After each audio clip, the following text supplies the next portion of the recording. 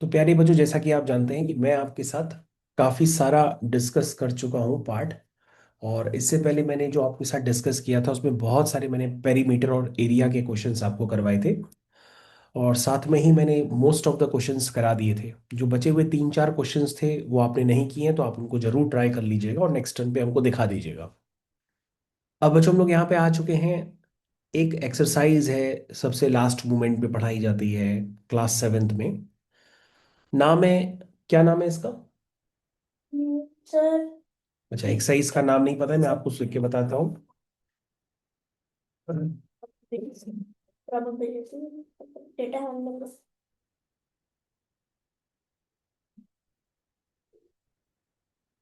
तो मुझे ये है आपका chapter 17 that means data handling. तो चैप्टर 17 डाटा हैंडलिंग में जो शुरुआत की बिगिनिंग एक्सरसाइज है वो तो काफी इजी है। तो बस जो लास्ट वाली एक्सरसाइज है वो 17.4 है। तो डाटा हैंडलिंग की सबसे लास्ट वाली एक्सरसाइज भी आपके स्कूल में करा दी गई है। तो अब आपको फाइनली देखना होगा कि 17.4 एक्सरसाइज में जो भी आपके डाउट्स वगैरह जो भी क्रिएट हो रहे हैं उसको आप वन शॉट इसी वीडियो में सॉल्व कर लीजिए। तो अब आपका टाइम ना वेस्ट करते हुए मैं स्क्रीन शेयर करूंगा और आपको जितनी बातें होती हैं वो मैं आपको समझा दूंगा में। तो सबसे पहले आपको ये समझना होगा कि मैंने आपसे पूछा, लेट्स से एक एग्जांपल के लिए, कि भैया आज बारिश हो सकती है क्या? तो तुमने कहा कि हाँ सर, बारिश हो सकती है। अब हमने पूछा कि चांस क्या है। तुमने कहा सर पता नहीं, हो भी सकती नहीं भी हो सकती है। तो हमने कहा ये कोई मतलब थोड़ी नहीं हुआ। ऐसे तो आजकल मौसम विभाग, वेदर डिपार्टमेंट आपको नोटिफिकेशंस देता है कि भैया कि आज ये हो सकता है, आज वो हो सकता है। तो उसके पास भी तो कोई डाटा बैंक रहता होगा ना कोई प्रोबेबिलिटी, कोई ना कोई संभावनाएं, कोई ना कोई अप्रोक्सीमेशंस, कोई ना कोई हैपनिंग, कुछ ना कुछ तो होती होगी ना। तभी वो आपको बताता है कि भी आज बारिश होने के चांसेस हैं कि नहीं है। जैसे आपसे कोई कहते कि आज बारिश होने के चांसेस 90% है, तो समझ लो आपने ये मैज्यूम कर लिया कि घर से छाता लेके ही निकलना है, क्योंकि 90% चांस है कि बारिश होगी।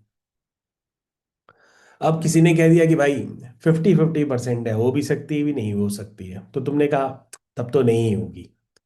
यानी तुम श्योर इवेंट कब मान के चल रहे हो? जब वो 90% 80% टाइप की है, तो तुमको लग रहा है कि यार ये इवेंट होने के चांसेस ज्यादा है। लेकिन अगर ऐसे कोई कह रहा है कि हाँ थोड़े ज्यादा है, थोड़े थोड़े ज्यादा है, थोड़े थोड़े कम है, तो ये समझ ही में नहीं आ रहा है कि थोड़ा थोड़ा थोड़ा थोड़ा होता क्या है ये। तो इसीलिए बच्चों यहाँ पे एक चैप्टर बनाया गया है। इस चैप्टर का नाम होता है प्रोबेबिलिटी। इसमें हम लोग लगभग अप्रोक्सीमेशन वगैरह निकाल लेते हैं और उससे हमको आइडिया लग जाता है कि भैया किसी भी इवेंट के होने की प्रोबेबिलिटी अगर 1 आ रही है तो समझ लो वो इवेंट 100% होगी। बच्चों, आपको ये भी पता होना चाहिए कि प्रोबेबिलिटी जो होता है वो 0 से 1 के बीच में ही लाई करता है, और उसकी मैक्सिमम वैल्यू 1 हो सकती है। तो किसी भी इवेंट की जो प्रोबेबिलिटी होती है वो 1 से ज्यादा नहीं हो सकती है, वो 0 से 1 के बीच में ही लाई करती है। यानी अगर किसी इवेंट की प्रोबेबिलिटी 1 हो गई तो समझ लो वो इवेंट 100% होगी ही होगी।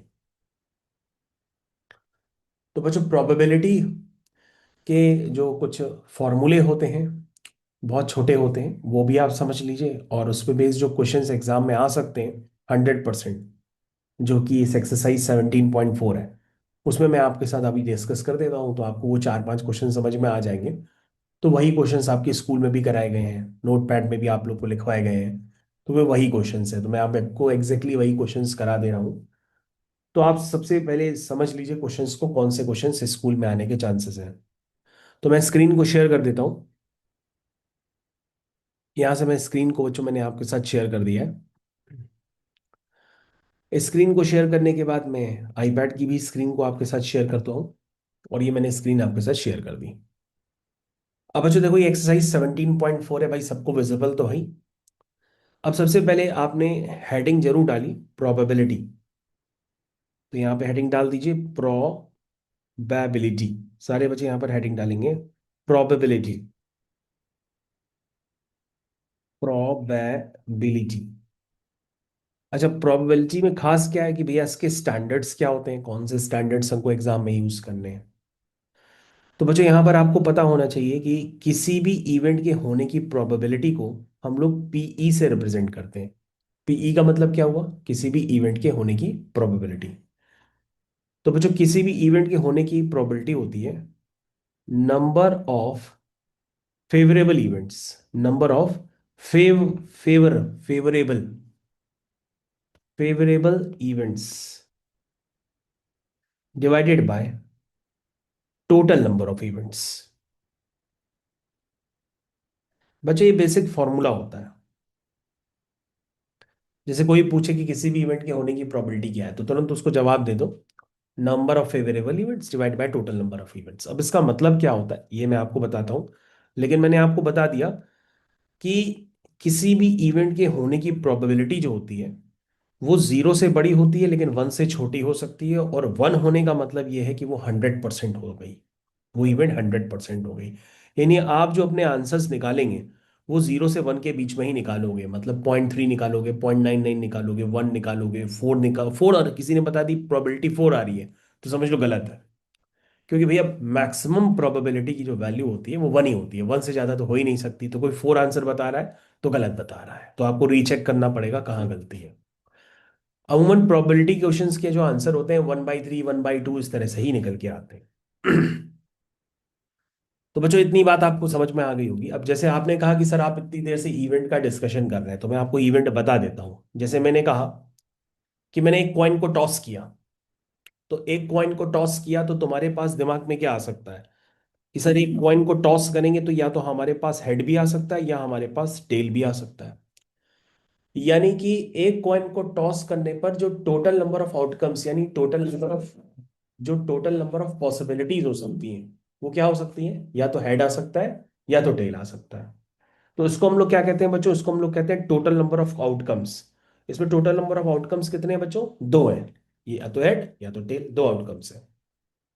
बच्चों मैंने कहा tossing a pair of coin, तो तुम कहोगे सर दो पेयर ऑफ कॉइन को उछाले, हाँ बिल्कुल ऐसे करके दो पेयर्स उछालो कॉइन के, मतलब ऐसे आपने उछाला तो एक में हेड आया दूसरे में भी हेड आ गया, तो क्या क्या आ सकता है, कहोगे सर हेड हेड भी आ सकता है, हेड टेल भी आ सकता है, टेल हेड भी आ सकता है, और टेल टेल भी आ सकता है। यानी कि अगर हम बच्चों ऐसे दो कॉइन को उछाल लें तो दोनों में हाथों में हेड वेड भी हो सकता है, दोनों हाथों में टेल टेल भी हो सकता है, इसमें हेड इसमें टेल हो सकता है, या इसमें टेल या इसमें हेड हो सकता है ना। तो चार आउटकम्स हो सकते हैं।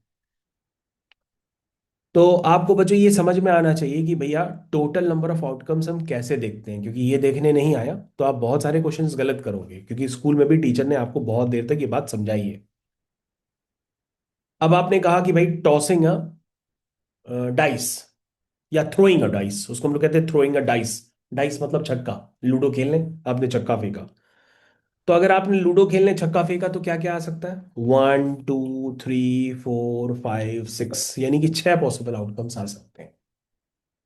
तो बच्चों ये टोटल नंबर ऑफ आउटकम्स को हम लोग बेसिकली सेट्स में रिप्रेजेंट करते हैं। सेट्स तो आप जानते ही हो, इसको हम लोग सैंपल स्पेस भी कहते हैं। क्या कहते हैं, सैंपल स्पेस भी कहते हैं। तो भाई ये बात आप लोग को यहां तक क्लियर होनी चाहिए कि अभी तक मैं आपको क्या समझाने का प्रयास कर रहा हूँ। भाई इतनी बातें सब बच्चों को बहुत अच्छे से यहां तक क्लियर होनी चाहिए। अब बच्चों अगर आपको बातें अच्छे से क्लियर हो गई हैं तो आप आगे थोड़ा सा और समझिए। देखिए मैं आपको और भी क्या बता रहा हूँ। अब बच्चों यहाँ पर ध्यान से कुछ और बातें आपको समझनी है। जैसे यहाँ पर हम एक क्वेश्चन कर रहे हैं आपके साथ, दूसरा क्वेश्चन। चलिए अच्छा क्वेश्चन कर लेते हैं आपके साथ, स्टार्टिंग वाले तो आप खुद ही कर लेंगे। तीसरा क्वेश्चन, सारे बच्चों के साथ मैं तीसरा क्वेश्चन अभी डिस्कस करता हूँ, फिर चौथा, फिर पांचवा, फिर छठा। पहले ये 3 4 5 6 क्वेश्चंस कर लेते हैं, क्योंकि यही मेजरली आपको स्कूल के नोटबुक में भी कराए गए हैं। सारे बच्चों ने इन्हीं को ही कॉपी किया है।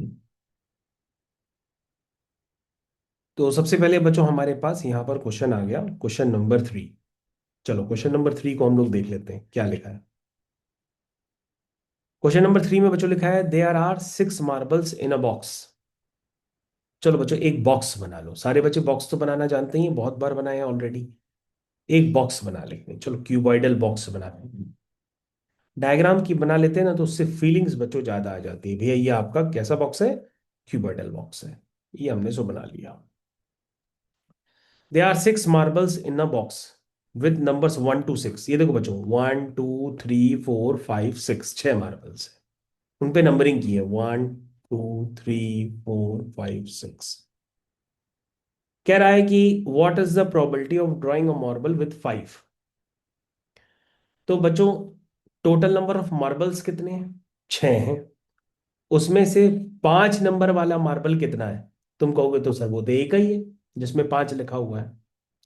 तो हमने कहा प्रोबेबिलिटी, प्रोबेबिलिटी को पी से रिप्रेजेंट करते हैं, ब्रैकेट में बच्चों ऐसे लिखते हैं ड्रॉइंग, क्योंकि आपकी इवेंट क्या है, ड्रॉइंग अ मार्बल, इवेंट को इस तरह से रिप्रेजेंट करते हैं, drawing a marble with number 5, with number 5, इस तरह से बच्चों लिख करके ब्रैकेट क्लोज कर दिया।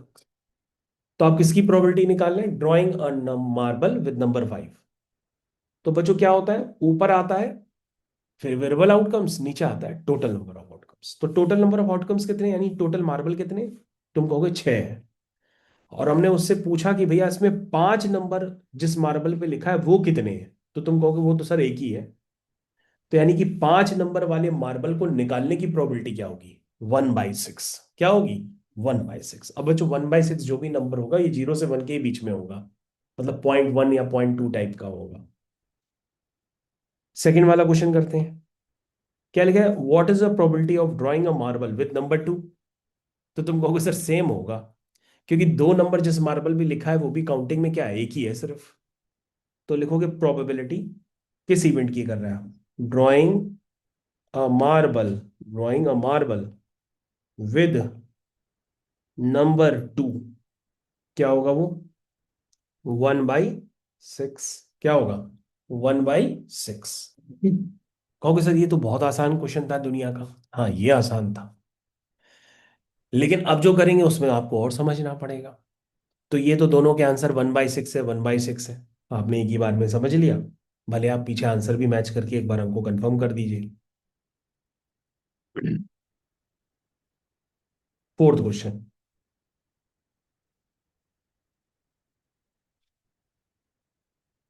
तो फोर्थ क्वेश्चन क्या है बच्चों, उसको भी हम देख लेते हैं। इसमें लिखा है अ डाई इज टॉस्ड वंस। अरे डाई यानी कि डाइस आ गया बच्चों। डाइस को जब टॉस करेंगे तो क्या आएगा, 1 2 3 4 5 6। ये बच्चों डाइस को हमने टॉस किया तो ये 6 नंबर आ सकते हैं। कह रहा find the probability of getting, first part, number less than 3। Number less than 3 इसको ऐसे लिख दिया, नंबर लेस देन 3, लेस का साइन बना दिया, नंबर लेस देन 3। तो बच्चों 3 से छोटे नंबर इसमें कितने हैं, कहोगे सर 1 और 2, 2 नंबर है, कितने में से, 6 में से, यानी टोटल 6 है और 3 से छोटे नंबर 2 हैं, 1 और 2। तो प्रोबेबिलिटी क्या हो गई, 2/6। 2/6 का मतलब 1/3। भाई सभी बच्चों को क्लियर होना चाहिए कि नीचे क्या होता है, टोटल नंबर ऑफ आउटकम्स, तो वो 6 हैं। और 2 से छोटे नंबर चाहिए, 3 से छोटे नंबर चाहिए, तो वो तो 2 ही होंगे, 1 और 2। सेकेंड, अब बच्चों प्राइम नंबर निकालने की प्रोबेबिलिटी चाहिए, probability of getting a prime number, ऐसे लिख देते हैं ब्रैकेट में, गेटिंग अ प्राइम नंबर। तो प्राइम नंबर निकालने की प्रोबेबिलिटी क्या हो, तो तुम कहोगे सर बड़ा आसान है, मैं कहा कैसे, सर टोटल आउटकम्स तो वह हैं 6 ही हैं, लेकिन सर इसमें प्राइम नंबर कितने हैं। तो बच्चों प्राइम नंबर अगर आपको नहीं पता है तो मैं आपको बताता हूँ, 2 3 है, 5 3 है और 5 है, 3 प्राइम नंबर है 6 में से, तो प्रोबेबिलिटी कितनी हो जाएगी, 3/6। 3/6 को सिंप्लीफाई करोगे तो 1/2 आ जाएगा। उसके बाद थर्ड वाला part, probability of number getting greater than 2, 2 से बड़ा number, probability of getting number greater than 2, bracket में लिख देना अ नंबर ग्रेटर देन 2, मैंने तो शॉर्ट में लिख दिया ग्रेटर देन 2। तो 2 से बड़े कितने नंबर हैं 6 में से, कहोगे सर 3 4 5 6, 4 नंबर है, तो प्रोबेबिलिटी हो गई 4/6। 4/6 का मतलब 2 2 जा 4, 2 3 जा 6, यानी आंसर कितना आ गया, 2/3। तो बच्चों क्वेश्चंस तो आप करने का मेथड समझ गए होंगे कि भैया क्वेश्चंस करने कैसे हैं, बड़े आसान क्वेश्चन है। अब बच्चों यहाँ पे क्वेश्चंस तो कई सारे हैं। अब जैसे फिफ्थ क्वेश्चन है, तो फिफ्थ क्वेश्चन देख लेते हैं कैसे करेंगे। तो फिफ्थ क्वेश्चन और कर लेते हैं, और सिक्स्थ क्वेश्चन बच्चों क्लास में बहुत देर तक समझाया गया था तो उसको समझने में तो समय लगेगा ही। क्या लिखा है बच्चों फिफ्थ क्वेश्चन में, 6 वाला मुझे आता है। अ box contains 3 defective mangoes and 21 good oranges. बच्चों बॉक्स में ना सैंपल स्पेस में 3 डिफेक्टिव है, मतलब D1 D2 D3, और 21 गुड ऑरेंजेस है ना। उनका नाम मान लो G1 G2 G3 है। यानी टोटल मैंगोज कितने हैं? तो तुम कहोगे सर टोटल, वैसे आप आपको बताएं 21 और 3 24 है, टोटल 24 मैंगोज है। कह रहा है उसमें से एक मैंगो निकाला गया, तो पूछ रहा है क्या प्रोबेबिलिटी हो कि वो डिफेक्टिव मैंगो। तो तुम कहोगे सर बहुत आसान है, डिफेक्टिव मैंगो की प्रोबेबिलिटी निकालनी है 24 में से, तो 24 में से सर 3 डिफेक्टिव है, तो प्रोबेबिलिटी क्या हो जाएगी? 3/24 यानी कि 1/8। और सर यदि आपको निकालना हो गुड मैंगो, तो सर जो गुड मैंगो है वो कितने हैं? सर वो 21 है बाई 21/24 एग्जैक्टली। तो 3 7 21, 3 8 24, आंसर हो गया 7/8। तो कितना आसान है, ठीक है। तो बच्चों ये क्वेश्चंस हैं आपके, तो इतना आप कर लीजिए, फिर आपके जो रिमेनिंग क्वेश्चंस हैं उन रिमेनिंग क्वेश्चंस को भी कंप्लीट कर लीजिए, फिर हमारे साथ डिस्कस कर लीजिएगा। ठीक है। ठीक है बच्चों, क्लास ओवर करते हैं, थैंक यू।